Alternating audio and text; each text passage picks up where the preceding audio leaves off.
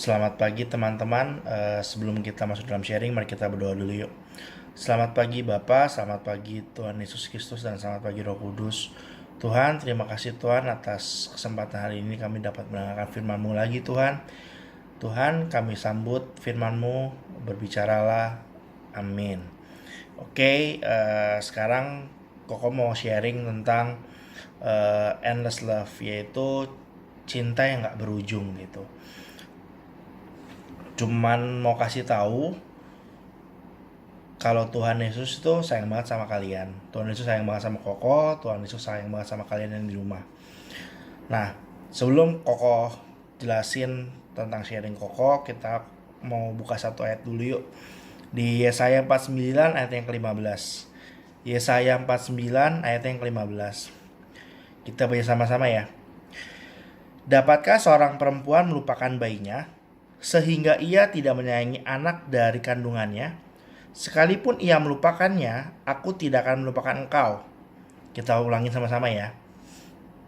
Dapatkah seorang perempuan melupakan bayinya, sehingga ia tidak menyayangi anak dari kandungannya? Sekalipun ia melupakannya, aku tidak akan melupakan engkau. Aku tidak akan melupakan engkau itu menunjuk kepada pribadi Allah. Akunya itu menunjuk pribadi Allah. Dapatkah seorang perempuan, kenapa sih harus menggunakan analogi atau perumpamaan seorang perempuan dan perempuan terhadap anaknya? Karena pada dasarnya hubungan anak sama ibu itu tidak terpisahkan. Mau gimana pun juga, sebelum orang lain merasakan kehadiran anak, itu ibu dulu yang ngerasain. 9 bulan 10 hari normalnya, 9 bulan 10 hari dia di dalam kandungan ibunya. Gak terpisahkan tuh selama 9 bulan. Ibunya ke kamar mandi, anaknya juga ikut ke toilet gitu kan. Ibunya lagi nyuci baju, ya anaknya juga ngikut nyuci baju otomatis, karena mereka menjadi satu kesatuan gitu. Nah, hubungannya sangat erat antara ibu dan anak yang dikandungannya. Nah, dia mengatakan agak nggak mungkin rasanya kalau ada seorang ibu yang bisa melupakan anaknya. Umumnya demikian. Tapi Tuhan mengatakan sekalipun ia melupakan anaknya, aku tidak akan demikian. Berarti ada kualitas yang lebih top markotop antara hubungan ibu dan anak, yaitu hubungan manusia dengan Allahnya. Hubungan antara Allah Bapa, Allah Putra, dan Allah Roh Kudus yang menjadi satu kesatuan itu sama manusia. Itu hubungannya lebih eksklusif. Itu hubungannya lebih erat. Tuhan mengatakan, sekalipun ada orang tua yang kayak gitu, ibu yang bisa melupakan anaknya, aku gak akan demikian. Itu statement yang Tuhan mengatakan, dan yang Tuhan, kalian pernah percaya gak? Kalian pernah berpikir gak? Gila ya, Tuhan yang punya segalanya bisa bikin statement kayak gini gitu. Tuhan yang punya segalanya, punya jagat raya ini. Kita kan bumi ini 1 banding miliaran planet yang ada di 1 dibanding miliaran planet yang ada di semesta ini gitu. Tuhan yang punya segalanya, Tuhan menciptakan segalanya. Tapi Tuhan bisa sayang banget sama kita. Tuhan bisa sedemikian sayangnya sampai dia bikin statement, aku tidak akan melupakan kamu. Nah, hubungan kita itu lebih eksklusif dibanding hubungan ibu sama anaknya atau orang tua sama anaknya. Hubungan bapak sama kita itu lebih eksklusif. Hubungan bapak Tuhan dan Roh Kudus yang menjadi satu kesatuan Allah dengan manusia, dengan kita, itu lebih eksklusif lagi. Tuhan sayangnya sedemikian rupa. Nah, kita buka satu ayat lagi di Yohanes 3 ayat 16. Kalian sudah sering lah baca ayat ini. Kita baca sama-sama ya. Karena begitu besar kasih Allah akan dunia ini, sehingga ia telah mengaruniakan anaknya yang tunggal, supaya setiap orang yang percaya kepadanya tidak binasa, melainkan beroleh hidup yang kekal. Kita bahas ya, ini ayat menarik. Karena begitu besar kasih Allah akan dunia ini. Dunia loh, bukan orang Kristen. Dunia. Jadi nggak Tuhan nggak cuma sayang orang Kristen doang. Orang Kristen kalau tidak berkelakuan seperti Kristus ya lain soal ya. Cuman Tuhan turun ke dunia karena Tuhan kasih itu ke dunia, apa kasihnya tuh sayangnya ke dunia gitu. Maksud arti dunia itu bukan fisiknya ya, bukan fisik duniawinya, bukan soal material duniawi segala macam. Tapi dunia ini menggambarkan manusia pertama sampai manusia terakhir. The all human. Semua orang Tuhan sayang. Karena begitu besarnya kepada semua orang, sehingga ia mengaruniakan anak yang tunggal. Tuhan tuh Allah Bapa itu udah hidup sama Allah anak sama Tuhan Yesus Kristus. Itu udah miliar tahun lamanya. Kita nggak tahu berapa lama ya. Ya mereka pasti tidak terpisahkan gitu. Karena mereka adalah Alfa dan Omega, awal dan akhir. Karena sejak semula mereka sudah bersama-sama, tapi dia merelakan karena hubungan bapak sama anak udah miliar-miliar tahun sama-sama, tapi karena dia begitu sayang, dia mengaruniakan anak yang tunggal supaya tebus kita. Itu kasih yang luar biasa. Kasih yang luar biasa itu dia rela, Bapak rela mengaruniakan anak yang tunggal, dan Tuhan Yesus pun rela mati di kayu salib untuk tebus kita. Itu udah jadi satu kesatuan yang kalau kalian bayangin ya, itu ada orang yang rela tebus kita dengan nyawanya. Oke gitu ya. Cara gini, kalian punya sahabat, kalian waktu lagi susah gitu, misalnya kalian kena satu penyakit kritis gitu, dia sayang, misalnya kalian dekat lah sama dia, sahabat dekat lah, taruhlah dia kaya raya gitu, kalian taruhlah kena penyakit kanker otak, taruhlah contoh kanker otak, dia mungkin akan rela bayarin kamu uang biayanya, dia akan rela ngeluarin uang buat biaya kamu berobat. Tapi ketika dokter bilang begini ke orangnya, Pak, ini temennya bapak nggak akan, dia ngomong ke teman kamu ya, kamu lagi sakit, dokter bilang gini ke dia, Pak, temen bapak nggak bisa sembuh, temen bapak bisa sembuh kalau misalnya ada pendonor otak, Pak, otak yang lama dikeluarin, contoh lah, tapi di dunia medis kan nggak bisa tangkap otak, taruh lah bisa, tapi ini otaknya nggak bisa nih Pak, otaknya harus diganti Pak, nggak bisa yang pakai yang lama Pak. Waduh, dia cari donor yang A nggak pas, yang B nggak pas. Ternyata yang cocok itu temennya dia yang kaya raya itu yang biayain dia. Dia belum tentu ngasih otaknya ya. Kalau otaknya dikeluarin dia akan meninggal, taruh lah contoh gitu. Dia nggak akan mungkin itu. Dia akan berpikir, gue udah keluarin duit, ngapain gue? Udah cukup aja bantuan gue. Bantu apa? Bantuan gue cukup, biayain dia cukup lah. Kalau donor gue nggak bisa angkat tangan. Tapi ini enggak. Ada satu pribadi yang mengatakan dia sahabat engkau, dia bapak kita. Dia rela untuk mati di kayu salib. Bapak rela mengaruniakan anak yang tunggal, dan anaknya juga rela untuk mati di kayu salib. Tuhan, kalian pernah mikir gak sih, Tuhan itu punya apa ya? Punya kehendak bebas. Dia bisa mati di salib atau tidak. Dia punya kehendak bebas. Dia bisa memilih untuk memberontak, tapi dia enggak. Dia pilih untuk selamatin kamu, dia pilih untuk selamatin Koko, makanya dia rela mati di salib.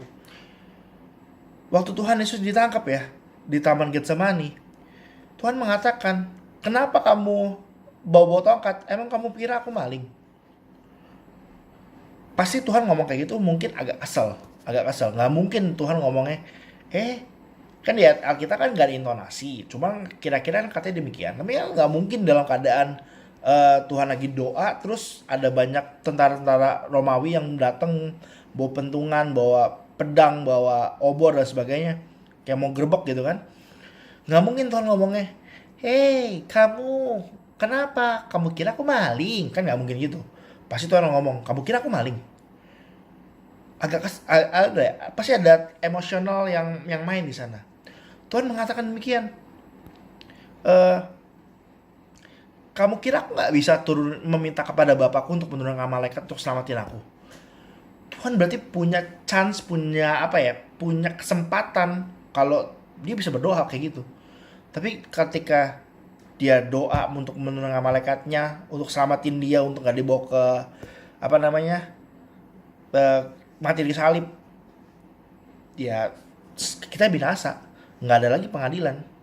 Tapi Tuhan rela untuk apa ya, untuk ya udahlah, tugas gue melakukan kehendak Bapa yang nyelamatin kita sebagai manusia. Itu kasih yang luar biasa. Tuhan taat, Tuhan tebus kita. Tuhan rela mati di kayu salib cuma buat tebus kita.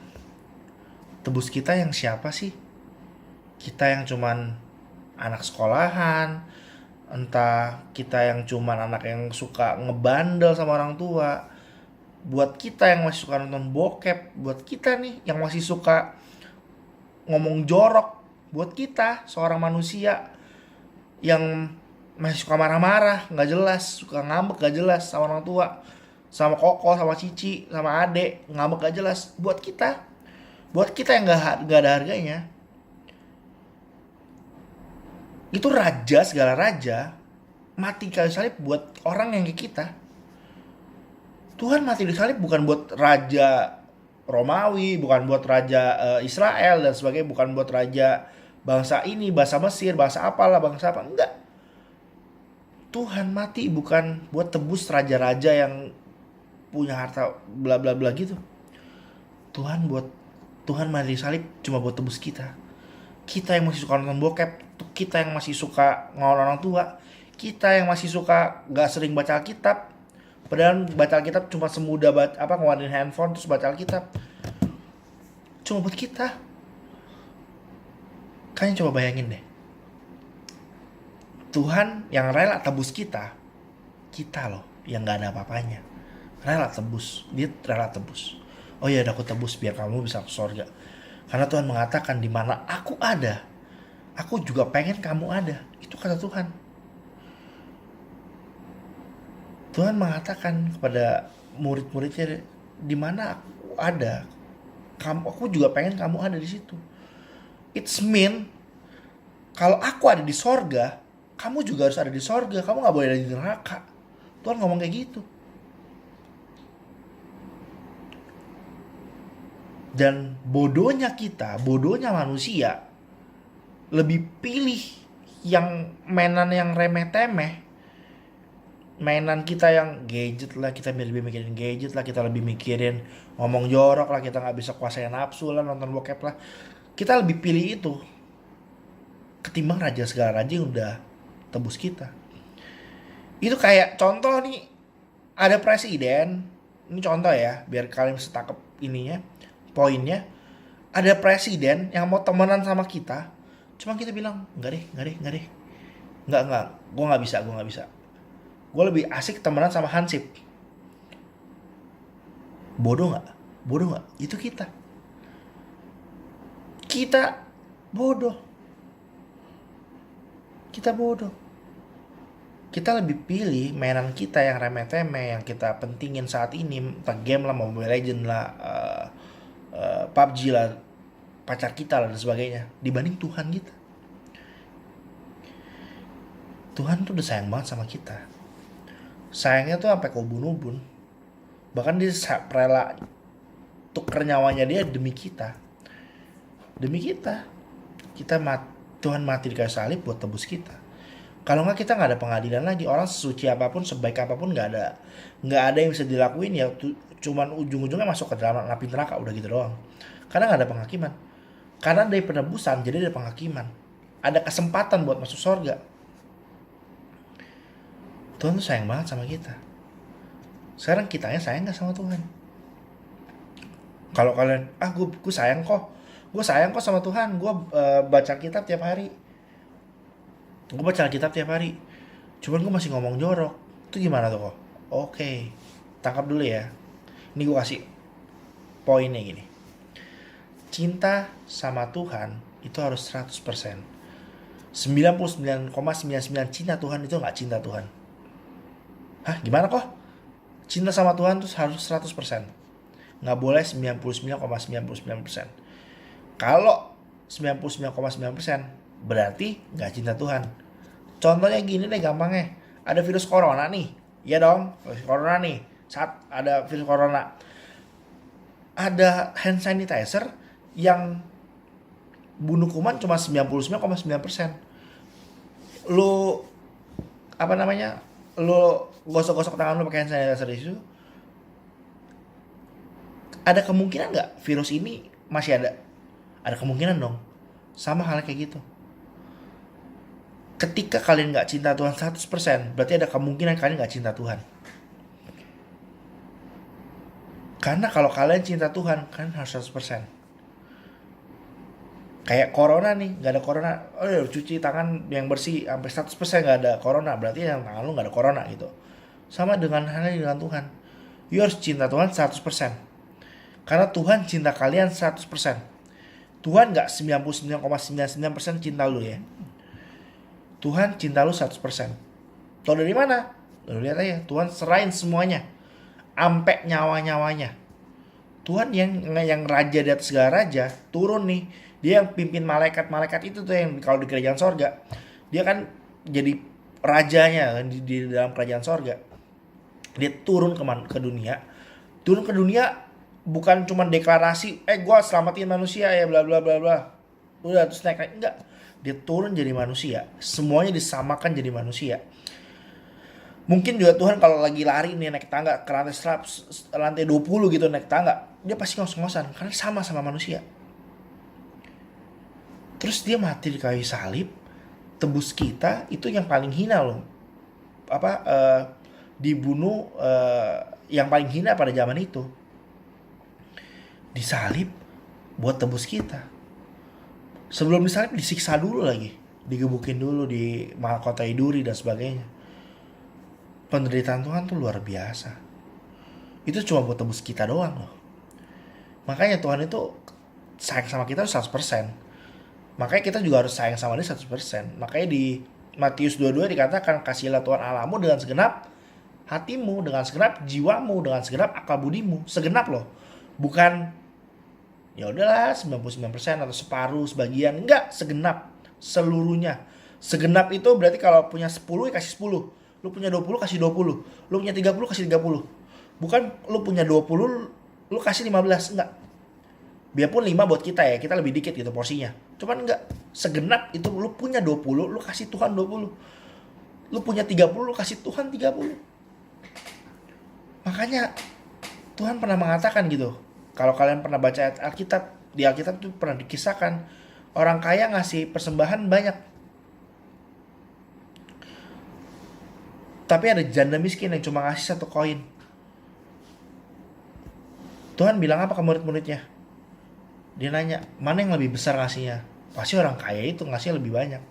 Dia bilang enggak, yang mengasih aku lebih banyak yaitu janda itu. Karena dia kasih semuanya yang dia punya. Jadi, dia punya 20 kasih 20. Jadi harus all out. Kamu punya berapa kasih berapa. Kamu punya 20 kasih 20. Kamu punya 30 kasih 30. Jangan kamu punya 30, kamu ngerasa kasih 20 juga cukup. Oh enggak. Itu penghinaan buat Tuhan. Kamu punya 20 kasih 20. Kamu punya 100 kasih 100. Semuanya buat dia. Karena Tuhan udah sayang banget sama kita. Kita gak punya alasan buat keep apa yang dari kita buat kita, itu gak boleh. Contohnya gini, Tuhan, aku akan sayangin orang tua aku. Aku gak mau ngomong jorok, aku gak nonton bokep, aku gak nyontek, bla bla bla ya. Cuman ada yang mau gue keep Tuhan. Harga diri gue gak boleh dikutik. Kalau temen gue ngerendahin gue gak bisa, gue harus marah. Gak bisa. Tuhan bilang, semuanya punya aku. Tuhan bilang, semuanya buat aku loh. Gak boleh 99%. Lu punya 20 yang lu kasih. Lu punya 30 yang lu kasih. Itu baru yang benar. Semuanya lu kasih. Semuanya harus lu berani, lu apa ya, lu persembahin. Tuhan boleh kikis itu gitu. Yang ada dosa-dosa yang lu masih nikmatin, lu harus rela itu Tuhan kikis. Emosi lu, marah lu, nafsu lu dan sebagainya. Gue cuma mau bilang, Tuhan udah sayang banget sama kita. Sekarang tinggal waktunya kita juga sayang banget sama dia. Kalau enggak, Tuhan nggak akan kenal kita nanti. Karena Tuhan yang boleh masuk surga itu adalah orang yang mengasihi dia. Bukan orang yang berdua sama tiap hari sama dia, tapi orang yang mengasihi dia. Mengasihi dia. Makanya di Matius 22 ayat 37 sampai 39 mengatakan, kasihlah Tuhan Allahmu dengan segenap hatimu, bukan Tuhan yang bukan yang cuman kenal, cuman doa kalau ada perlunya doang, enggak. Yang mengasihi dia, yang mengasihi dia dengan segenap hatinya, dengan segenap hidupmu, dengan segenap hatimu dan segenap akal budimu. Itu yang akan dikenal sama Tuhan. Itu aja dari Koko. Koko cuma mau kasih apa ya namanya, rangkuman bahwa Tuhan udah sayang banget sama kita. Tinggal kitanya doang yang harus sayang banget sama dia. Cuman please jangan tuker raja sama hansip. Jangan tuker raja, segala raja sama satpam yang mainan. Satpam maksudnya mainan kita yang akan jadi sampah juga pada akhirnya gitu. Kita belajar untuk mengasihi dia, belajar mengasihi dia juga lebih lagi, karena dia udah kasih kita 100%, kita juga harus balikin dia 100% sayangnya kita ke dia. Nggak ada yang boleh lagi kita sisain gitu buat diri kita. Itu aja. Mari kita berdoa dulu yuk sebelum kita tutup. Selamat pagi Tuhan Yesus Kristus dan selamat pagi Roh Kudus. Tuhan, terima kasih Tuhan atas firman-Mu Tuhan. Kami belajar bahwa kami harus mengasihi-Mu lebih lagi Tuhan, karena Engkau sudah lebih dulu mengasihi kami Tuhan. Tuhan, ajari kami untuk bisa lebih mengasihi-Mu sedemikian rupa. Ajari kami untuk hati kami dapat melekat lebih lagi di hati-Mu Tuhan. Tuhan, terima kasih Tuhan. Kami ucap syukur. Amin. Oke, sampai jumpa di kesempatan berikutnya. God bless.